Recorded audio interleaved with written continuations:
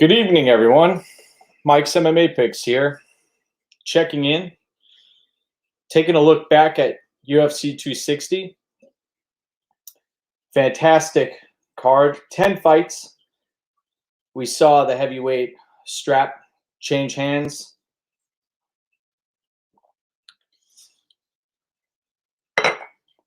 Let's take a look and see what we got, my friends. Marc-Andre Barriault defeating Abu Azaitar via strikes in the third round. These guys came out guns blazing. You talk about the curtain jerker, the first fight of the night, putting up some significant DraftKings points. Azaitar emptied his tank as we thought he would. What a pace. And the cardio of Barriault ended up paying off big time. So nice to see Barriault make that optimal lineup. Very impressive performance. And nice to see him get back on track. So next up, we have the second fight of the night where we had Omar Morales taking on what looked like rejuvenated Shane Young, though that was short-lived, where Omar Morales, I liked what I saw out of his grappling chops there. Folks primarily look at his kickboxing pedigree, and he delivered on the mat. His get-up game was on point. Shane Young pushing Morales against the fence. But beyond that, very gun-shy out there. Morales came away with the victory and looked tentative. I was expecting Morales to intercept Young as he was closing the distance, but the threat of the takedown was a real factor in that spot. So Morales, the fight was taken off the board initially, then back on, and Young has some significant deficiencies in his striking defense, and we saw that play out once again. By the way, if folks are watching this over at YouTube, if you wouldn't mind hitting the like and subscribe button, that would be a big help in supporting the program. The plan is for every event to offer a post-fight show where we chat a little bit about the fights, and also if you have questions in there, we can chat about some upcoming fights as well. Let's get into the third fight of the night, where we really saw some controversy out there, where we had Michal Oleksiejczuk taking on Modestas Bukauskas. Bukauskas, in my eyes, I was on Lord Michael, and I got to be honest, I thought that Bukauskas did a lot at the end of the rounds. And sometimes in this day and age, that's enough to sway judges. So Oleksiejczuk was excellent at using his head movement, engaging on his terms, but he got hurt a few times in the fight. And the end of the rounds, you could hear Oleksiejczuk's corner really giving him the business. So the end of the third round, that was another issue. Oleksiejczuk, he fought his ass off, but that guy, I'll be honest, he's got to drop down to 185 pounds. I don't know what's holding him back from doing that, to be honest.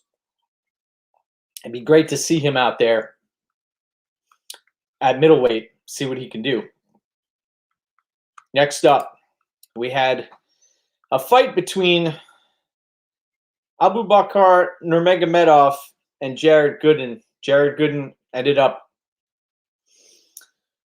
losing the striking affair, which was a little shocking to me.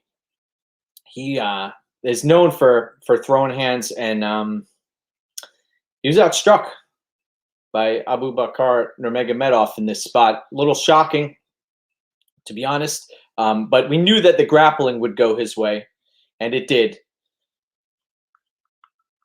Nurmagomedov fought a thorough game plan, had cardio to go 3 rounds, and came through with flying colors. So props to folks on Nurmagomedov. Things got heated prior to the fight, and I think we've got a special guest here, folks. Codes, say hi. Hi. All right. One of my munchkins. Whoa. So Nurmagomedov really tore through Gooden in that spot. Next up, who saw the Von Flue choke coming? The OSP choke, where we had Alonzo Menafield taking on Fabio Charant. That fight ended via submission. By the way, let's get the special guest here. Special guest, Big Pretty's here, joining the party. No dog hitting that out. Menafield tore through Fabio Charant, who typically has had a ground game in his previous fights. He's posted a number of submission victories, but not a good look when you have Menafield landing the Von Flue choke on you. I believe that prop was sitting between plus 2,000 and plus 1,600 at most books. All right. Next up, we had another early quick finish where we had Jamie Malarkey taking on Kama Worthy. Malarkey, it only took 1 strike. That did not surprise me. When you watch Kama Worthy out there, the chin, oh my gosh. You think about fighters who have chin issues and they're able to resurrect their careers. Kama Worthy did that to a certain extent, and then it reared its ugly head again. But look at Alistair Overeem throughout his career. The guy's reinvented himself numerous times, and it's a testament to his willpower to get back on the horse after getting your lights shut off. And we've seen that with Kama Worthy a number of times. So where does Worthy go from here? I don't know, man. He may want to hang him up. Malarkey, where does he go from here? Who would you like to see him face next? Good question. Oh, excellent fight. Chess match on the mat where we had Miranda Maverick taking on Jillian Robertson. Maverick ended up winning this fight via unanimous decision, and we saw one-way traffic on the feet for Miranda Maverick in that bout. The ground game, tricky. Maverick was put in some tough spots by Robertson, and you saw the chess match play out. You saw a fight IQ that was pretty darn high, I got to be honest, for Miranda Maverick in that spot. She has a very high ceiling, and I'm looking forward to seeing how things play out in the near future. Next up, we had the all-violence fight where we had Sean O'Malley defeating Thomas Almeida via brutal knockout. There were multiple walk-off KOs in this spot where we had O'Malley in that first round. That fight should have been ended. Let's be honest, folks. Let's be honest. That fight should have been ended in the first round. Where does Thomas Almeida go from here, to be honest? Came in as a a very aggressive striker out of Shooting Box, and was really put in his place. It was disturbing to watch, to be honest. The reffing in that fight was a tough watch. All right, All-Star. Bye. Bye. By the way, Z's MMA has a fabulous odds mug here. Go grab yourself one. Excellent vessel to consume your beverage. Almeida, where does he go from here? I wouldn't be surprised if he hangs him up. Tough look out there, getting smoked by O'Malley, and he really wasn't in that fight. I mean, the toughness was on display, but his body just gives out on him. Should have ended in the first round, though. Co-main event of the evening, where we have Vicente Luque taking on Tyron Woodley. Fascinating match. Lots of respect for Woodley coming out guns blazing, but we saw Vicente Luque put Woodley on that back foot after he had him hurt, had him waltzing against the cage, put him on Queer Street, and look what happens. Woodley takes another loss. I believe that's 4 in a row. Rough for Tyron Woodley. I wouldn't be surprised if we see Woodley retire. It says a lot about Luque, though. He ate a big overhand right, I believe. Woodley's punch that he's known for, and rattled him. But the Darce sent him packing. Oh, we've got one of our buddies here. Marcus, cheers. Good to see you. Yes. I agree that that Sean O'Malley, that fight could have been stopped numerous times. He decides to waltz away from the action, and it costs him in that spot. But Vicente Luque gets that first round submission. Locks up another victory, and that's 18 out of 20 wins coming via finish for Vicente Luque. Very, very impressive out there. Then we have the main event of the evening,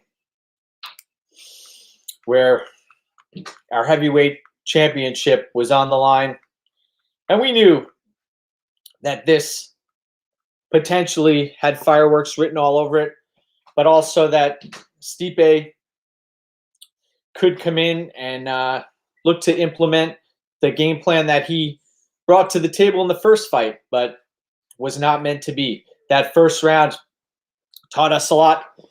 Let's get our special guest here. 1 second, folks. Oh, we found her.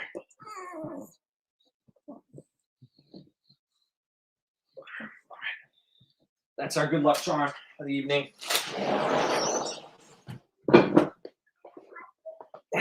So, Ngannou, what can you say? Upgraded many of his of the tools in his toolbox. The takedown defense, impressive. That weight difference. I had concerns when we saw Stipe come out, and he came out lighter than he did in the previous fight, and the head kick of Ngannou was in effect in this fight. We haven't seen that often. So many things have transpired since we've seen Ngannou inside of an octagon, and he really, if you look at it, his last 4 victories prior to this, 162 seconds.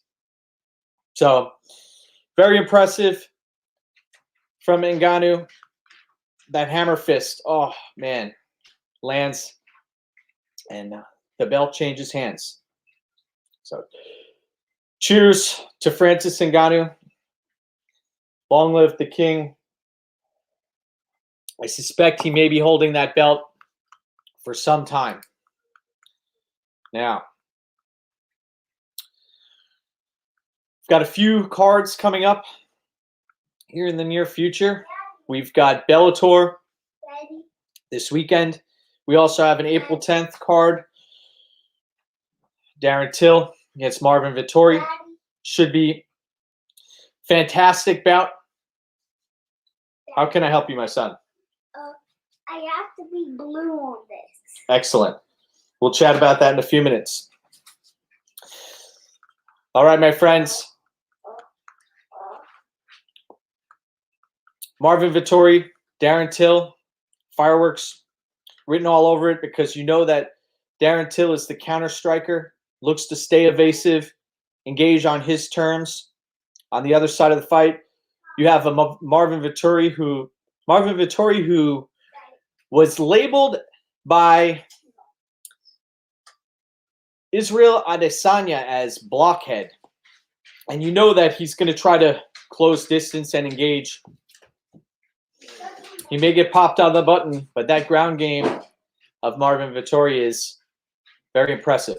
So looking forward to the next few cards. We've got Naaman Gracie taking on Jason Jackson. Got a number of fights. So keep in touch. Thank you for tuning in. We'll see you soon. Stay blessed, my friends. Mike's MMA Picks signing off. Cheers.